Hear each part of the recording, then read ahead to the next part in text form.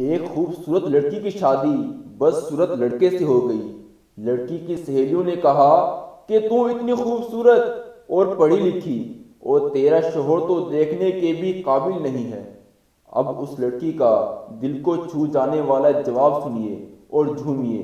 وہ لڑکی چاہتی تو اپنے شوہر میں 1000 کیڑے نکال دیتی، لیکن پھر بھی اس لڑکی نے جواب دیا کہ یا تو میرے شوہر کی کوئی نیکی اس کے کام آ گئی یا پھر میرا کوئی گناہ میرے پلے آ گیا۔ دونوں ہی صورتوں میں اس لڑکی نے اپنے شوہر کو بری ذمہ کر دیا اور سارا الزام اپنے ذمہ لے لیا۔